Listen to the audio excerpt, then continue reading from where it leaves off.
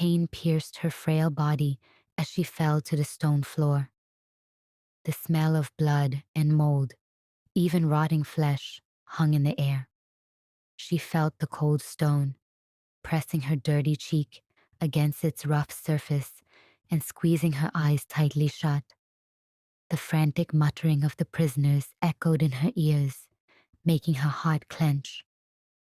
She heard the lock on the door turn with a rattle in the hallway and began to slowly rise to her feet. Her bones protested, causing sharp jolts of pain. She paid no attention to the pain, however, and stood up as straight as she could, leaning slightly forward to hold on to the bars of the dungeon. "Joseph?"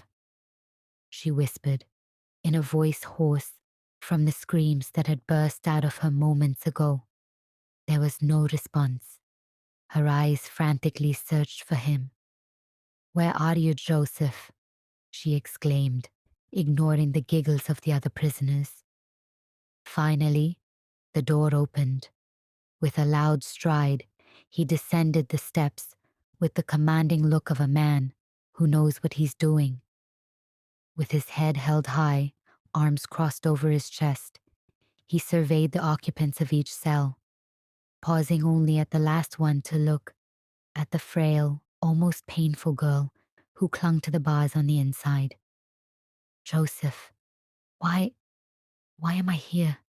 she asked in a hurried whisper. Joseph stared at the girl for a while, then relaxed and no longer looked as stiff as before. "Ada," he said, reaching up to touch her face. "Can you believe what they're accusing me of?" she asked, suddenly grasping his hand in her small hands and pulling him to her.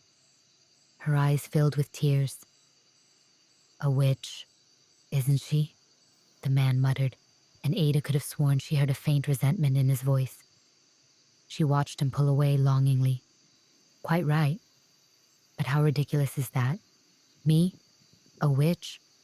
I can't believe they say that," she tearfully babbled. "I don't know, but if they're accusing you of such a crime, it must be true," he said, lifting his head slightly, and Ada realized that he said it with confidence. She turned away bitterly. It was very hard to realize that someone who was close to her was so easily agreeing with the accusation. "But do you at least still love me?" she asked, and realized that everything around her was suddenly quieter, and she couldn't hear her own voice